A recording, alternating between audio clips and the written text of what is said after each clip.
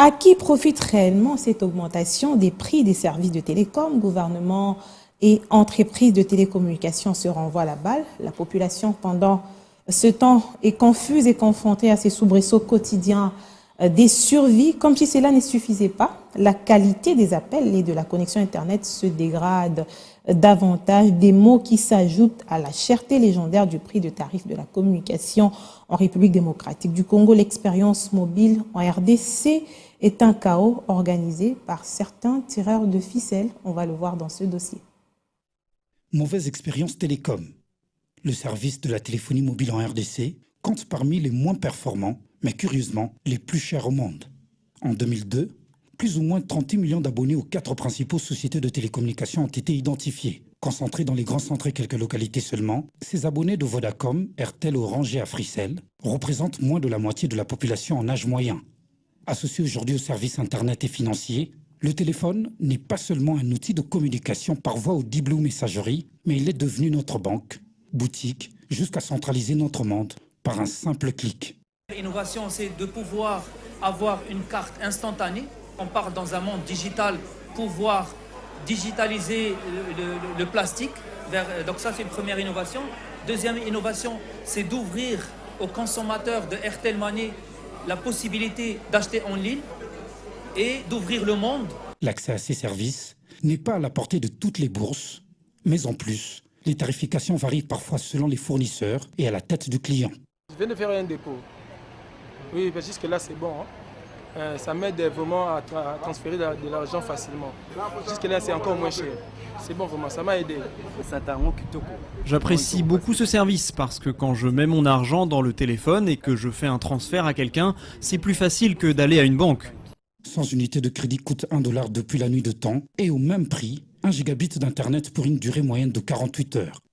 Derrière les efforts de satisfaire à cette tarification, se cachent les sacrifices, y compris des étudiants et d'autres encore chômeurs, qui supportent les charges d'une vie sociale et économique devenue coûteuse pour les uns et impossible pour les autres. Nous les avons connus d'abord comme les chiffres sur une carte à gratter achetée dans des cabines téléphoniques, rechargeables par flash ensuite, mais aujourd'hui, on peut s'en procurer directement par mobile money, carte bancaire ou en ligne. De ces entreprises qui se placent dans le peloton des têtes pour proposer aux citoyens des services dématérialisés, des services numériques. Si les formes et les manières de s'approvisionner ont évolué, mais les prix et la consommation ont varié au regard aussi de la diversification des services data, surtout pour les smartphones. Selon les estimations publiées dans les différents rapports de l'autorité de régulation de postes et télécommunications, la minute d'un appel local en RDC peut atteindre 500 francs congolais en interconnexion et le double en international. On a commencé par d'abord faire l'état des lieux du secteur pour non seulement voir les forces, les faiblesses, et cela nous permettrait de nous projeter dans l'avenir pour rendre ce secteur plus fort et plus dynamique. Au Congo-Kinshasa, par exemple, tous les services de téléphonie mobile sont rigoureusement facturés par les opérateurs, même les appels d'urgence comme la police, l'ambulance anti-incendie ou autres services. Pourtant, dans plusieurs villes modernes, principalement occidentales, les appels domestiques sont gratuits ou presque. Ils sont parfois proposés accompagnés d'autres services, tels que l'abonnement télé ou Internet, et à des prix abordables. Avec le développement du numérique, l'accès aux services Internet particulièrement devrait être démocratisé pour faciliter l'interconnexion à moindre coût. Tant que les services de téléphonie seront chers, les populations, des milieux défavorisés notamment, seront en déphasage avec l'évolution de l'information et des technologies. Les télécommunications, selon le programme des Nations Unies pour le développement, ont dans nos sociétés un rôle économique et social d'une extrême importance. C'est grâce à elles que se répandent des informations qui vont stimuler les processus d'innovation de toutes sortes. En RDC, nous y avons cru avec la connexion du pays aux fibres optiques depuis le poste d'atterrage dans la ville de Mwanda dans la province du Congo central. Mais plusieurs années après, le service numérique, y compris la téléphonie, demeure un luxe pour le Congolais. Le secteur est monopolisé par les privés, investisseurs avec le capitaux étranger qui se sont emparés de licences d'exploitation auprès de l'opérateur public, l'ex-office congolais de postes télécommunications, devenu obsolète. Ils exploitent un marché dont le chiffre d'affaires est estimé à plus d'1 milliard de dollars américains, de l'argent brassé sur le dos de consommateurs congolais, pourtant majoritairement modestes. Qu'est-ce qui se passe en République démocratique du Congo? Ceci n'est qu'une partie de l'iceberg. Il y a surchoc des prix presque partout. Transport, prix de produits de première nécessité. À cela s'ajoute la communication, le taux d'échange. Le gouvernement a failli à sa mission?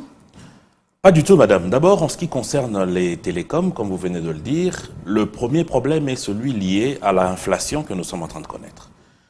Il faut savoir que la régulation de la structure de prix est tenue par le ministère de l'économie, mais il y a énormément de marge avec un marché parallèle qui est tenu par le secteur informel, où il y a comme ça des prix marginaux qui sont établis, et la plupart des télécoms qui payent leurs prestataires en monnaie étrangère sont obligés comme ça d'ajuster par rapport à l'inflation et par rapport au taux de change. Et ces prix en hausse, on ne le remarque pas seulement ici en RDC. Même en France, il y a eu une grande marche où certains opérateurs ont eu à passer du simple au double, même au triple, les prix de leur consommation en termes de data ou en termes d'appels téléphoniques.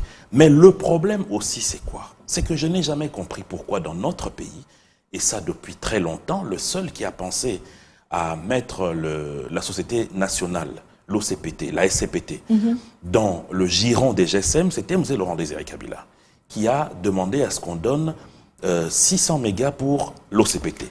Mais malheureusement, avec la venue de la guerre de 1+4 et tout ce qui s'est passé ensuite, l'opérateur national ne s'est jamais développé dans le secteur des GSM. Ce qui fait qu'aujourd'hui, c'est une faiblesse de l'État. Et cela est inacceptable que depuis plus de 20 ans, nous sommes dans l'incapacité de pouvoir relancer notre société pour pouvoir établir un vrai équilibre avec les autres sociétés privées. Les privés ont le monopole. Qui ont un monopole nous absolu. En fait. Et aujourd'hui, ce même monopole est en train de s'établir en ce qui concerne les data. La plupart d'entre eux se sont lancés aussi dans la course de la fibre optique, laissant l'OCPT derrière. Et aujourd'hui, nous allons connaître le même problème. Mais aussi, l'OCPT a fait preuve des faiblesses en ce qui concerne la fibre optique. Le principal acteur de l'OCPT, c'est l'État. C'est à l'État de pouvoir prendre des mesures. Lorsqu'on a décidé finalement de faire cette entreprise une entreprise commerciale, il faut ouvrir les parts au privé pour qu'il y ait une expertise nouvelle, des idées nouvelles et aussi des financements nouveaux qui vont permettre de développer les services de l'OCPT. C'est pas normal que dans notre pays, nous puissions manquer un opérateur national dans un secteur si important. Maintenant, en ce qui concerne les prix des produits de première nécessité et l'inflation qu'on est en train d'enregistrer. 2 éléments, madame. D'abord, sur le plan exogène, vous savez que le FMI a eu à dire que fin 2022, début 2023, nous allons connaître une inflation mondiale. Cela dû à 2 éléments. Je dirais même 3. Premier élément, c'est d'abord les 2 années de congestionnement économique que le monde a connu avec la Covid et le confinement qui a suivi. Cela a ralenti la croissance mondiale. Et aujourd'hui, vous savez que le monde n'est qu'une petite boîte d'allumettes où les intérêts, les actions sont interdépendants. Sous d'autres essieux, les dispositions ont été prises. Même ici, sinon le choc allait être plus grand. On allait connaître des inflations à la taille de ce que connaît aujourd'hui le Nigeria, à la taille de ce que connaît l'Angola, le Congo-Brazzaville et la plupart des pays de la CEMAC. Nous avons été un tout petit peu épargnés parce qu'il y a eu des mesures qui ont été prises par le gouvernement. D'abord pour ces 2 ans de Covid, et ensuite la guerre de l'Ukraine, et pour finir, la politique de zéro Covid de la Chine. Parce que vous savez que la Chine aujourd'hui est une grande consommatrice en termes d'énergie, de minerais, des intrants de la plupart de nos pays, qui se base encore sur ces richesses des mines et de la terre. Mais il est temps aussi que la RDC pense à sa production locale pour pouvoir compenser. Madame, c'est important. Comprenez donc que cette difficulté-là, qui est venue d'un choc extérieur, est réelle. Parce que nous sommes une économie extravertie. Étant une économie extravertie, ça veut dire que nous importons la plupart des biens que nous consommons ici. Le moindre soubresaut qu'il y a à l'extérieur aura des impacts chez nous. Malheureusement, c'est la réalité. Donc il faut nécessairement que le gouvernement puisse travailler sur la régulation de taux de change. Parce que nous sommes parmi les rares pays où on a plusieurs taux de change. La Banque centrale établit un taux, mais à Gombe, on a un taux. Et finalement, il y a un grand écart entre le taux d'échange et de l'indicatif de la Banque centrale et la rue. À cause du fait qu'il faut le reconnaître, nous avons une économie à grande partie informelle où, justement, la plupart ont utilisé ou ont établi le dollar comme monnaie de référence. Et aussi, il faut le savoir que le gouvernement a décidé de dédollariser notre économie. C'est depuis bien beaucoup d'années.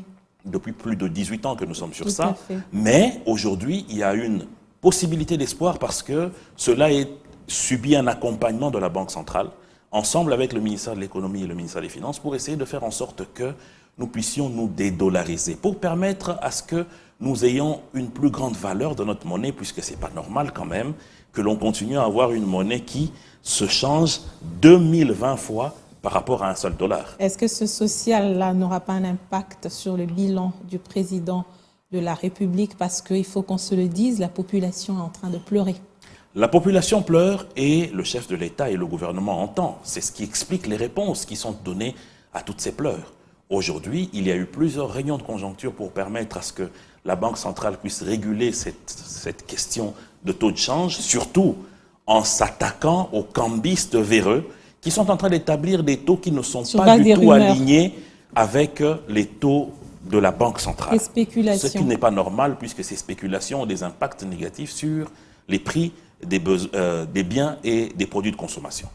Le gouvernement donne des réponses à ce que le peuple souhaite avoir, c'est-à-dire la gratuité de l'enseignement. Le gouvernement donne des réponses en ce qui concerne la santé, avec la réhabilitation des hôpitaux de référence. Le gouvernement donne des réponses avec déjà ici en avril l'acquisition de certains travaux liés au programme de développement des 145 territoires. Le gouvernement donne des réponses en ce qui concerne la vie des Congolais. Aujourd'hui, vous pouvez aller à Lubumbashi, je vous ai vu y aller récemment en payant le prix très moins cher. Aujourd'hui, avec vous avez la une forte possibilité... irrégularité des avions.